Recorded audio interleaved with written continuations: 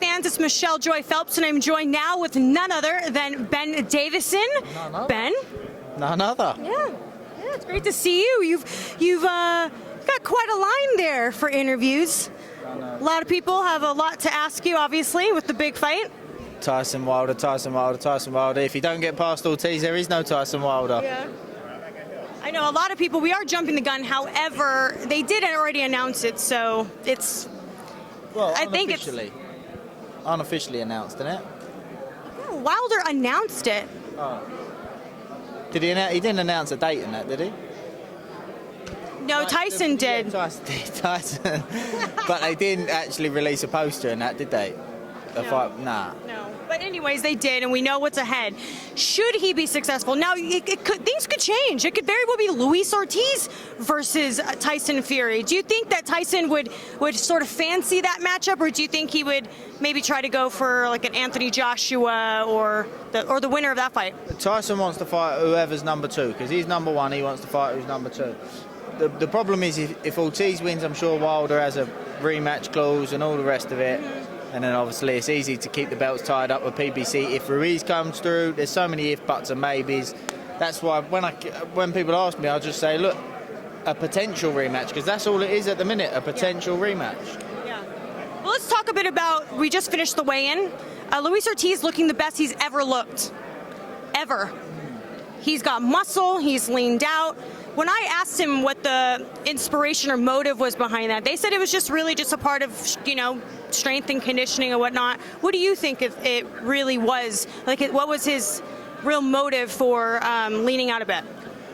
I'm not too sure. Probably he wants to be a little bit lighter on his feet and have a little bit more of an engine. I don't know how much weight he's taken off. Obviously, his body composition's changed. He's dropped body fat, and I don't know if he's put a bit of muscle on. Whether it's good for him or not, I'm sure his trainer knows more than I know about his body and how he's performing.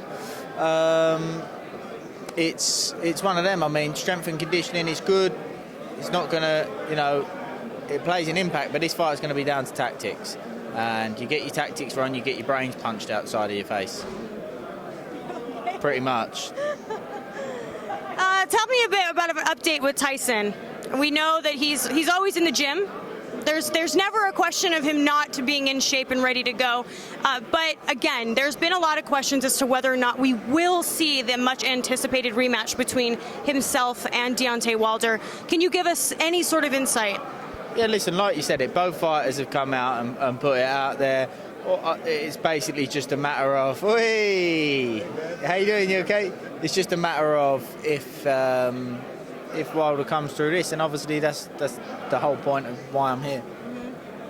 Well, you've been here all week, just from observing body language. Obviously, Deontay Wilder is always in the same shape. I don't think he really changes. I think he's just naturally, aesthetically built that way. But anything you've picked up on? Not really. Like you say, look, he weighed in 219.5, something like that. That's at what time? 3 o'clock, 3:30. Probably woke up 2:15, 2:14, something like that. So not much difference.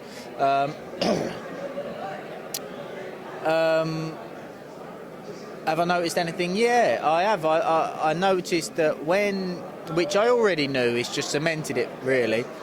When he boxed Tyson, if you look at the press conferences all of fight week, it's a completely different man, because not that the fight has changed him. I don't mean that. I said this previously, and people were saying, oh, the fight's not changed him and blah, blah, blah. No, not that. But mentally, the way that Tyson got under his skin and got into his head has showed, proof is in the pudding. That if you look back and watch the press conferences, it's pretty clear to see. Would you not say there's a massive difference to how he behaved in there? I just wrote it off to maybe just having the respect from what's happened in their first fight.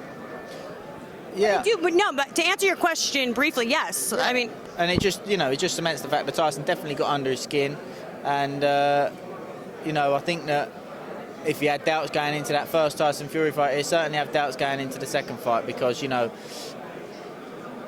going to put it like this, okay? People think, yeah, Wilder, this, that, and the other. The reality of it is that Tyson got a bit complacent in the fight because of the amount of success that he was having. And if you don't believe what I'm saying, the proof's in the pudding if you actually just sit and think about it, okay?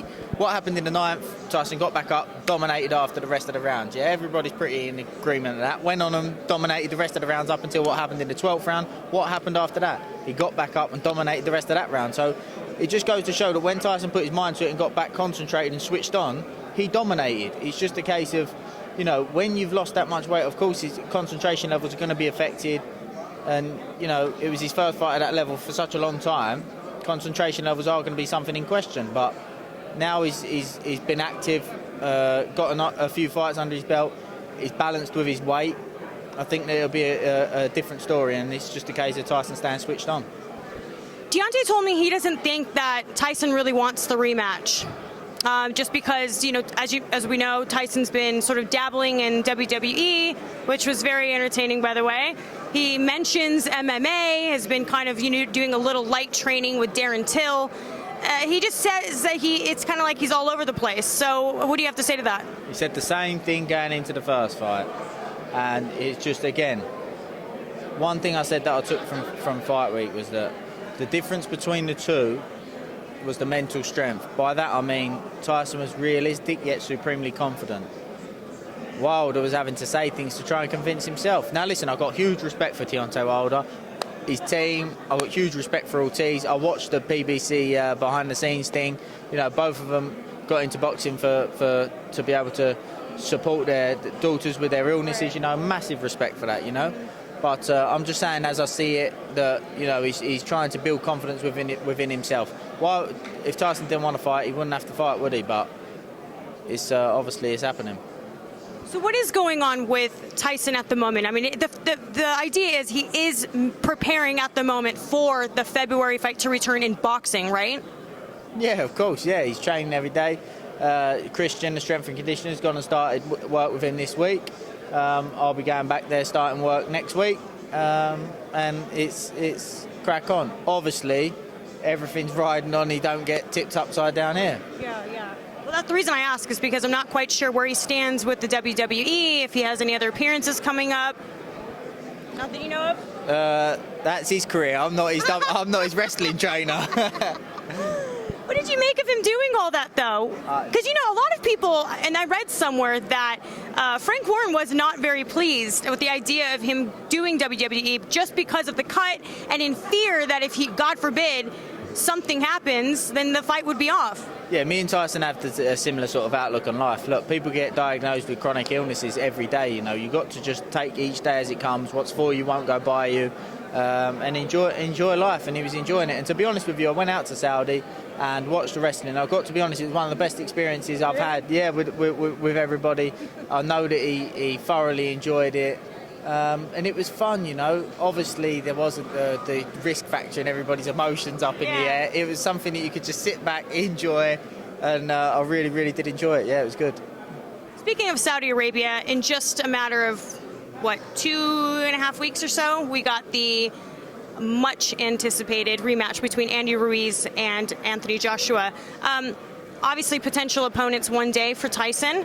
Can I get your thoughts on that? I know I've asked you before. Has anything changed for you? I just think it massively depends on Joshua's his frame of mind. Obviously, there's going to be a hell of a lot of pressure going on him going into this fight. And, you know, it's the first time that he's been beaten conclusively like that. So it's how he deals with that. I think, again, all these top fights, they boil down to tactics, and it's who gets their tactics right on the night. Andy Ruiz trimmed down quite a bit. I know he says it wasn't much, but it looks like a lot from where we last saw him. Smart move, should have kept the weight. What do you think? Has he trimmed down? Has he trimmed down? That's the question. It's easy to look trimmed down on a good angle in a photo. I saw a video of him yesterday. I swear he looked massive. He looked massive, and I thought, God, he looked 20-odd stone. But listen, it's all about, if he has lost weight, like I said about Ortiz, it's all about how you do it. Tyson, the plan for Tyson last time was to come in at 18.7, 18.8. Then within 7-8 days, he lost 8 pounds. You know, that's not good. That's going to affect you. We didn't know why at the time. We know why now, but at the time wasn't sure. And you know, that's not good for you. So it's all about how. If he's done it gradually and he's half a stone lighter or a stone lighter, you know, his trainer will know better how that affect him and his boxing and their game plan. But I don't think he is. I don't think he is much lighter. Okay, that's interesting. I mean, it's true. I mean, I guess it's really hard to say when we're just seeing photographs. Like I said, I saw a video yesterday and he looked massive. Okay. Genuinely, I don't know if he had a few layers on. He did have a jacket on. So it's hard to see. But I know a thing or two about wearing the wrong outfits, and it makes you look way bigger than you are. So who really knows? Who knows? That it's all part and parcel. That's why fans come to watch, and that's why we're talking about it now. So Ben, tell me, you were over in Saudi Arabia. There's been a lot of talk. I'm going over there as a woman. I don't really know what to expect. I can only base it off of what I hear, what I read. Could you tell me a bit about what your experience was like in Saudi? I've got to be honest, it was a very, very, very good experience. Yeah. People very welcoming. Were there women around you, though? Or was it all men? I went to the passport thing. It was women working, and Okay. listen, I don't know what's right and what's wrong to say, but you know, it was a very pleasant experience. I didn't drift too far out of the hotel, to be honest, until I went to the wrestling, but all seemed well and good from my point of view. Yeah, so there was no negative anything. Yeah. Not one bit, to be honest. No. Okay, that's good. I want to ask you about Billy Joe. Yeah. He just made his U.S. debut. Now, we know that he was feeling a bit under the weather that week, which obviously they made mention of post-fight. What were your thoughts on his performance? I know that he didn't have the performance that he was hoping for, but nonetheless, he got the job done with an 11th round TKO. So, what do you think? Yeah, I mean, look, it's nothing new in Billy Joe's career. From his debut, he's been a little bit great debut. I think it was his second fight. People were like, and then he's been up and down, up and down, up and down. But he's always pulled it out of the bag, and when it's mattered, he's always performed. And that's Billy Joe. You know, obviously there's room for improvement. Where did things go right? Where did things go wrong? You have to look and think there and where you can improve things. And especially at this level, you know, because you've got what everybody wants, and you have to keep working and working and working. Even if, you know, sometimes fighters think that they can't improve, but even if you're not improving, you don't want to be going backwards. You have to keep working. Everybody can improve, in my opinion. Obviously, until physicalities and age take over, but you can always keep improving. And even if you're not improving, you have to keep working to make sure that you're not slipping back, because the people will start to catch you.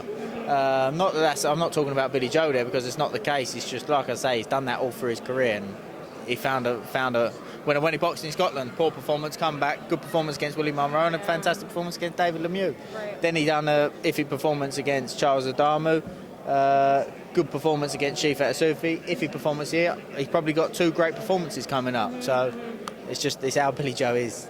Now we know his, I don't want to call him his enemy. Would you call him his enemy? Chris Eubank Jr. is in the house, you guys, and dealt with him, innit? So how can it be an enemy? It's not. It's a one-horse race. Well, we know that there's talks of a potential rematch one day, and Eubank Jr. said that Billy Joe's just looking for a big payday against him.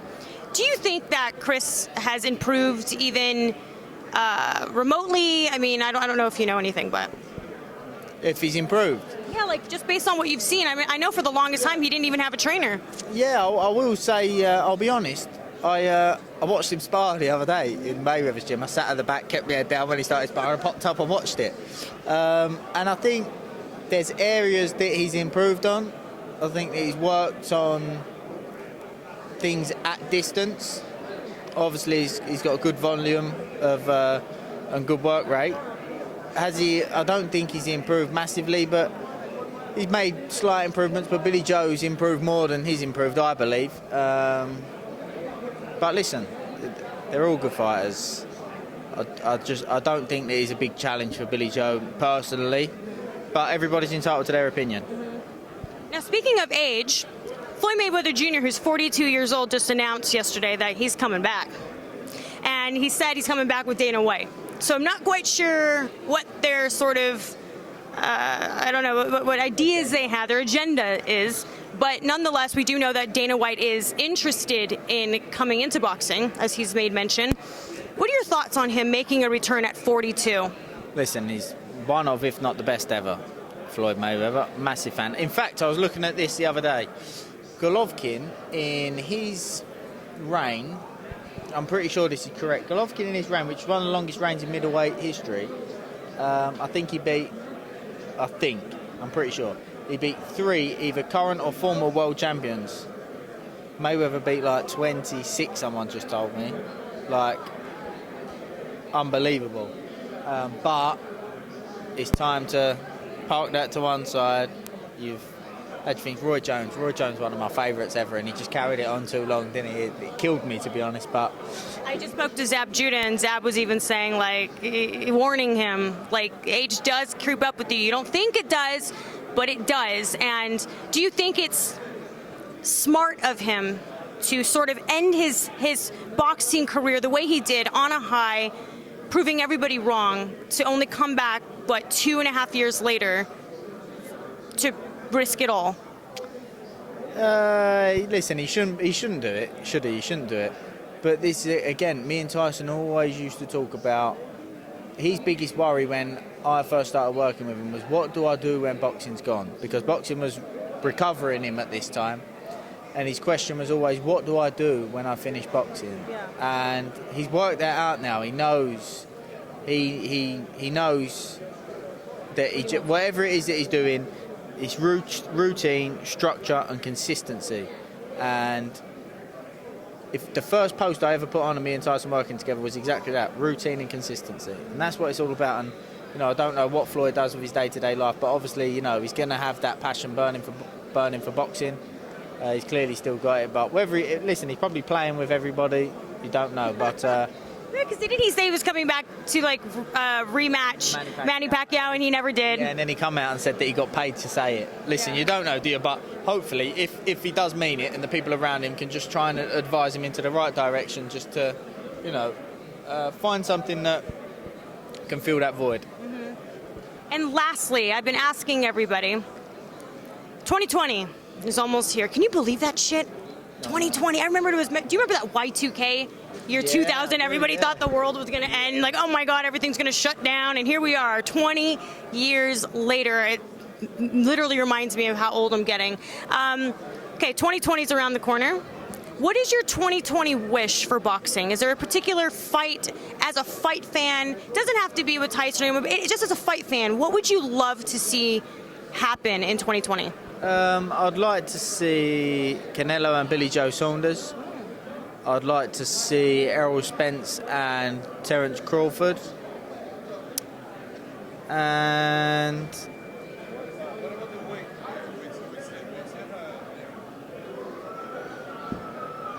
don't know what else.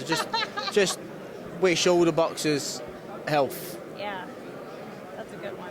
All right, Ben, well, thank you so much. Appreciate it, as always, for making time for us. I know you've got like 3 guys over there waiting. Do you see they're eyeing you? They're like, oh, she's almost done. But thank you. Any final words? No. Thank you. Okay. All right, bye, Fight fans. Hey, Fight fans, it's Michelle Joy Phelps. If you haven't already subscribed to our YouTube channel, make sure you do so by clicking this icon right here, or else